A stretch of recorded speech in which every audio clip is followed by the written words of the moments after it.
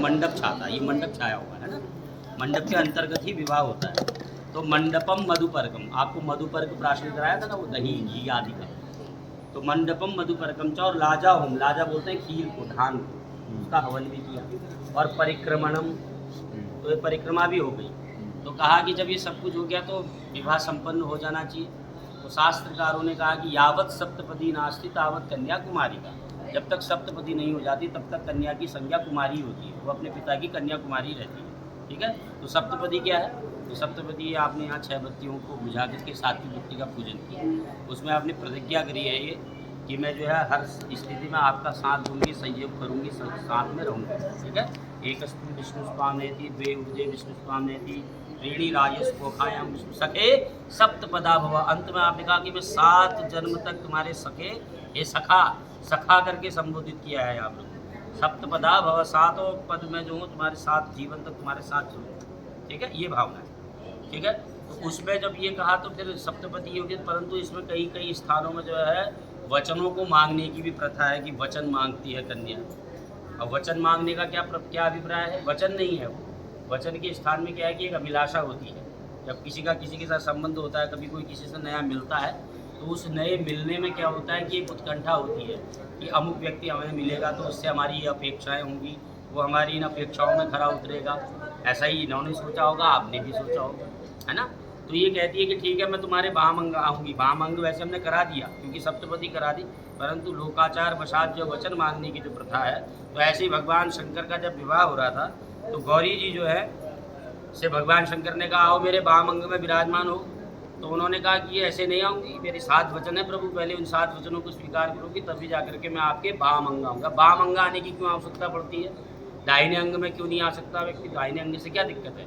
क्योंकि शास्त्र ने तो कहा कि सर्वेषु धर्म कार्येषु पत्नी दक्षिणतः उपविश्येत, सभी धर्म के कार्य दक्षिण दिशा में ही, दक्षिण बैठा करके, दाहिनी तरफ बैठा करके होता है। तो बाएं हाथ आने की क्या जरूरत है? तो कहा पुरुष का जो दक्षिणांग होता है, पुरुष का जो दाहिना अंग होता है वो धर्म का होता है, और जो बायां अंग होता है वो काम का होता है। तो जब तक वाम अंग नहीं आएगी, तो वाम अंग ना आने से तो क्या होगा कि आपकी जो कुल की वृद्धि है, वंश की वृद्धि है, वह रुक जाएगी। तो वंश की वृद्धि के हेतु से, उसके कारण से जो है वाम अंग लाने की जरूरत पड़ती है स्त्री को। ठीक है, तो इसलिए वाम अंग लाना पड़ा। तो इसलिए जब गौरी जी ने कहा ठीक है आऊँगी मैं वाम अंग प्रभु, परंतु मेरे 7 वचनों को स्वीकार करें। ठीक है, अब वो 7 वचन क्या है? तो उसमें सबसे पहले जो है कन्या कह रही है कि यदि यज्ञम कुर्यात तस्मिन् नपि मम सम्मतिर गृह्णीयात। आपने आज तो कोई भी पूजा पाठ तीर्थ आदि करा होगा, कहीं भी मन करता होगा, कहीं चले जाते होगे, तो आज से कोई भी धर्म के कार्य करोगे, यज्ञ अनुष्ठान आदि करोगे तो उसमें मुझे सहभागी बनाओगे। बिना उसके जो है यज्ञ की पूर्णता भी नहीं होगी। तो संकल्प में भी सपत्नीक लगेगा तभी जा करके होगा। ठीक है, पत्नी तो अकेले करके आ जाएगी, हो जाएगा, परंतु पुरुष को जो है अकेले करने से जो है फल की प्राप्ति यज्ञ अनुष्ठानों की नहीं होती है। इसलिए पुरुष को स्त्री को आगे करना ही पड़ता है। इसलिए 3 फेरों में कन्या आगे रही। ठीक है ना, कन्या को आगे करा के। दूसरे वचन में कन्या क्या कहती है कि यदि दानम कुर्यात, अब किसी को देने का मन है कोई चीज़, आपने उठाई और दे दी बिना इनकी सहमति से। पूछना नहीं है परंतु बताना भी सब कुछ है। दोनों बातें समझना, पूछना नहीं है परंतु बताना भी है। जानकारी होनी चाहिए इनको। आपने कोई चीज़ उठा के किसी को दे दी और भूल गए, उसके बाद आकर किसी से कह रहे हो यार मैंने वो चीज़ रखी थी भैया वो लाओ कहाँ है, उसको पता ही नहीं तुमने किसको दे दी करके, तो कैसे? वो कहीं ना कहीं विखंडन की बात है। इसलिए जो भी चीज़ दी जाए तो उसकी जानकारी इनको होनी चाहिए, गृहिणी को सारी जानकारी होनी। ठीक है महाराज। फिर उसके बाद कहा कि अवस्था त्रय मम पालनम कुर्यात। तो 3 अवस्थाएं, वैसे 4 अवस्थाएं होती है। ठीक है, शैशवावस्था, युवावस्था, प्रौढ़ावस्था और वृद्धावस्था। तो 2 अवस्थाएं तो ये आपसे पिता के घर में जो है करके आ गई, व्यतीत करके आ गई। एक शैशवावस्था, तो शिशुवावस्था, बाल्य अवस्था और युवावस्था। अब इस अवस्था में कोई प्राप्ति, अब 3 अवस्थाएं तुम्हारे साथ रहना है। कौन कौन सी? युवावस्था, प्रौढ़ावस्था और वृद्धावस्था। तो वो कह रही है कि तीनों अवस्थाओं में मेरा लालन पालन एक समान करना होगा। ऐसा नहीं कि आज मैं युवती हूँ, सुंदरी हूँ, तो इसलिए मेरे प्रति हमारा मोह जागृत हो। कहीं वृद्धावस्था, प्रौढ़ावस्था में जब व्यक्ति जाता है तो थोड़ा तो ऐसा नहीं है कि वहाँ जाकर के हम आपका प्रेम हमारे प्रति कम हो जाए। तो प्रेम एक समान रहना चाहिए। जैसा आज युवावस्था में प्रेम है, वही हम प्रेम वृद्धावस्था में भी रहना चाहिए, तीनों अवस्थाओं में। ठीक है। उसके बाद कहा कि धनादि गोपने मम सम्मतिम गृहणीयात्। अब लोग जो है वो FD करते हैं, RD करते हैं, सब करते हैं, बैंक में सारे नए अकाउंट वगैरह खुलाते हैं, तो सब में जो है इनकी सहभागिता होनी चाहिए। और वैसे भी आजकल तो नॉमिनी बनाना पड़ता है भाई साहब, बिना नॉमिनी के काम नहीं होता है ना, हर जगह नॉमिनी चाहिए पड़ता है। तो इसलिए उसकी भी व्यवस्था इनको पता होनी चाहिए कि आपने कितनी FD करी है, जानकारी होना चाहिए इनको, कितने खाते बुलाए, कितने ग्रीन कार्ड, येलो कार्ड आपके पास हैं, क्या क्या कार्ड होते हैं, वो सारे कार्डों की जानकारी इनके पास में होनी चाहिए। ठीक है। फिर कहा गवादि पशु क्रय विक्रय मम सम्मतिम गृहणीयात्। गवादि, पहले के लोग जो है, पहले वाहन नहीं हुआ करते थे, तो लोग घोड़ा गाड़ी, बैल गाड़ी आदि में सवारी किया करते थे, उसी से जाते थे ना जब। तो आजकल जो है लोग गाड़ियाँ खरीदते बढ़िया, 4 व्हीलर, 6 व्हीलर, 2 व्हीलर आदि आदि। ठीक है। तो ये कह रहे हैं कि तुम ले लेना कोई सी भी गाड़ी, पर कलर मुझसे पूछ लेना उसमें, मैं कलर सजेस्ट कर दूंगी तुमको कि कौन से कलर की लानी है। ठीक है। इस तरीके से इस चीज़ की भी जानकारी हमसे, मतलब सम्मति से करना है जो भी काम करना है। आप ऐसा नहीं कि अपने मन से कोई काम करना है। मैंने अभी बोला ना, सखे सप्तपदा भव करके एक शब्द आया उसमें, पत्नी ने सखा शब्द करके क्यों संबोधित किया? संसार में सारे जितने भी संबंध होते हैं उनमें कोई ना कोई मर्यादा होती है। पिता पुत्र में, माता पुत्र में, भाई भाई में भी मर्यादा होती है। भाई कुछ बात जो होता है अपने बहन को बता सकता है, अपने पिता को बता सकता है, माँ को नहीं बताता है ना। तो ऐसी सारी व्यवस्थाएं हमारे संसार के जितने संबंध होते हैं उसमें कोई ना कोई मर्यादा होती है।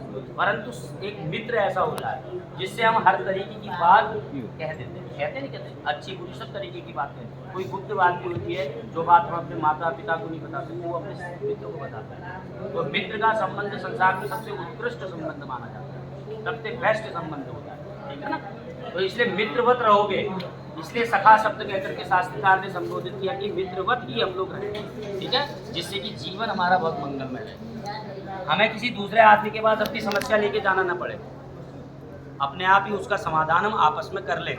ठीक है। तो इससे क्या होगा, जीवन बहुत मंगलमय हो जाएगा, विखंडन नहीं होगा, कोई हमारे जो संबंध है उन संबंधों में कोई खट्टास नहीं आएगी। ठीक है।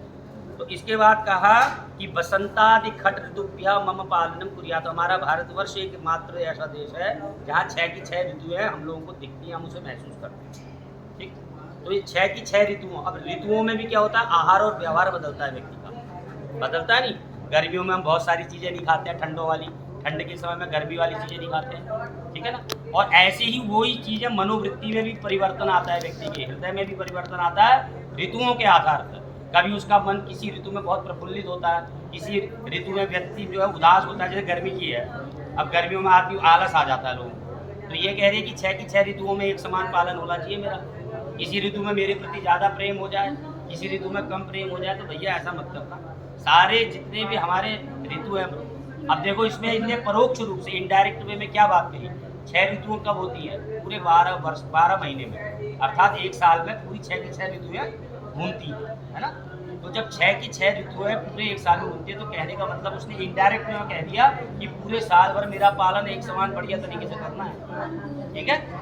अब ये कहती है कि सखीसु मम, अब मेरे संबंध आपके साथ हो रहा है, तो मेरे रिश्ते नातेदार भी आएंगे आपके, मेरी सखियाँ सहेलियाँ भी आएंगी, मेरी बहन आदि भी आएंगी, तो उनके सामने में कभी मेरा हास परिहास मत करना। ठीक है।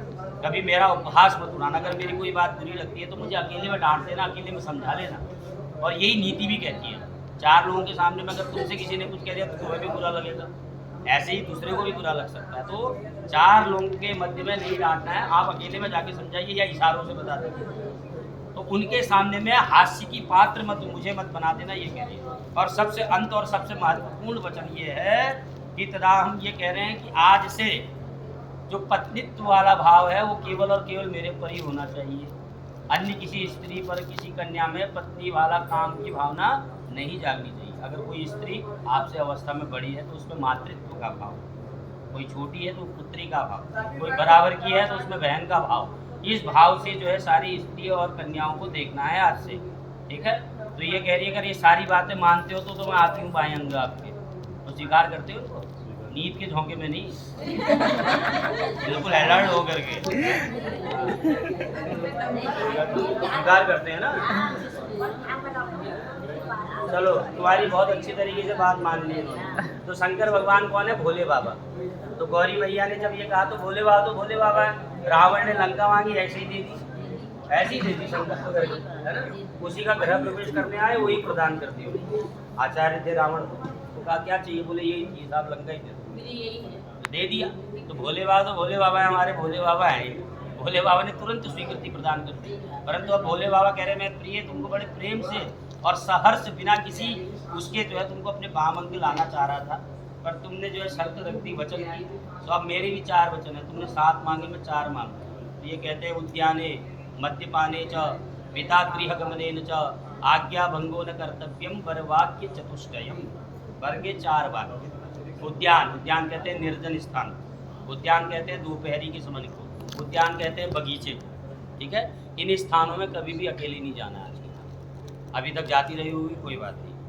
कभी अगर आपत्ति विपत्ति में जाना भी पड़े तो किसी न किसी को लेके जाना पड़ सकता है, लेके जाना चाहिए तब जाना, ठीक है। तो उद्यान ये निर्जन स्थान होते हैं, हवा बाई आदि का चक्कर होता है।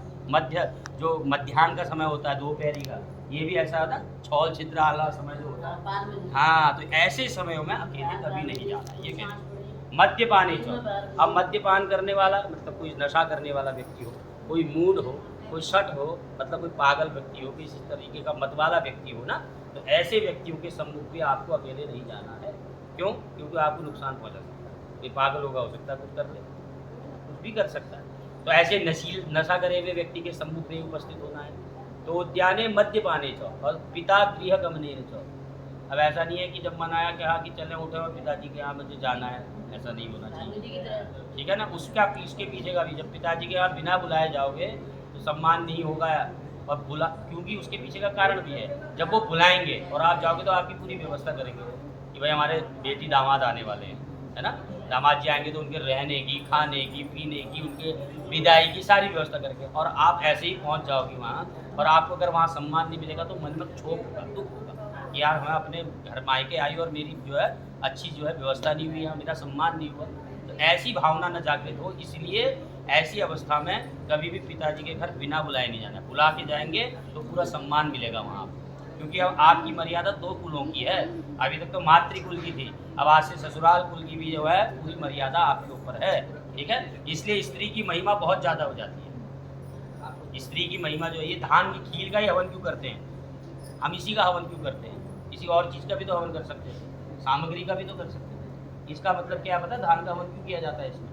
धान की जो फसल होती है 2 तरीके से होती है, 2 जगह होती है। एक जगह बोया जाता है, दूसरी जगह रोपा जाता है।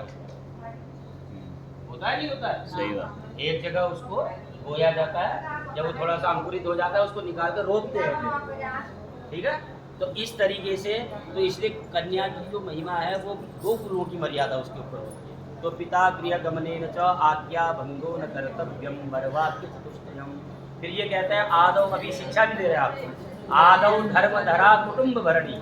अब आज से जो है आप धर्म का पालन करने वाली हो। स्त्रियों का सबसे बड़ा संस्कार ही विवाह संस्कार होता है, ठीक है। उसकी पहचान ही वही, जैसे अब हम लोगों का यज्ञोपवीत, पुरुषों का यज्ञोपवीत होता है ना, जनेऊ होता है, तो वहाँ से उसका संस्कार बड़ा माना जाता है। वही संस्कारात द्विजुच्यते, संस्कार से ही उसको एक पहचान मिलती है। तो स्त्रियों का, कन्याओं का जो सबसे बड़ा संस्कार होता है वो विवाह संस्कार होता है। आपका जो ग्रंथि बंधन हुआ उसमें यज्ञोपवीत लगाया गया, वो यज्ञोपवीत आप ही का है, वैसे नहीं पहनते पर इसमें डाल दिया, ठीक है ना। तो आदौ धर्म धरा, हमेशा धर्म को धारण करना, ठीक है। धर्म धरा, आदौ धर्म धरा कुटुंब भरणी, और कुटुंब का भरण पोषण, परिवार का खूब बढ़िया करके लालन पालन करना, ठीक है। क्रोधालस्य विवर्जिता, क्रोध और आलस्य का परित्याग करना है। 8-8 बजे तक नहीं सोना, मायके में सोते रही हो। ससुराल में जाके थोड़ी मर्यादा होती है ना, सुबह जल्दी उठना है, सास ससुर को देखना है, उनको प्रणाम करना है, उनको चाय पानी देनी है, जो बड़े हैं उनको सम्मान करना है, छोटे हैं उनको स्नेह करना है, उनको वात्सल्य की भावना से देखना है, ठीक है। क्रोधालस्य विवर्जिता सुख करा, और ये जो है हमको तुम्हारे वजह से सबको, पारिवारिक जनों को सुख मिलना चाहिए। और मिष्टा प्रिया भाषणी, मीठा बोलने वाली भी होनी चाहिए। परंतु मीठा भी कई बार ऐसा होता है लोगों के गले नहीं उतरता है, ऐसा मीठा भी नहीं होना चाहिए कि गले से नहीं उतरे। मीठा भी कैसा होना चाहिए? प्रिया भाषणी, वो प्रिय भी लगना चाहिए, मीठा भी अच्छा लगना चाहिए। तो एते सौम्य गुणा, अगर ये सारे सौम्य गुण आपके अंदर बसते हैं तो वर महोदय कह रहे हैं कि मैं आपको अपने वाम अंग में स्वीकार करता हूँ। तो ये सारे सौम्य गुण हैं आपके अंदर, हैं, तो सब चीज़ों का पालन करेंगे ना, ठीक है। बाकी तुम पढ़े लिखे हो, समझदार हो, ठीक है। चलिए, बहुत बहुत क्या कहते हैं, आप लोगों को बधाई, शुभकामनाएं, लागू जी को कृपा करें, जीवन मंगलमय हो आपका। चलो आओ भाई, पूर्ण बात संकल्प करो।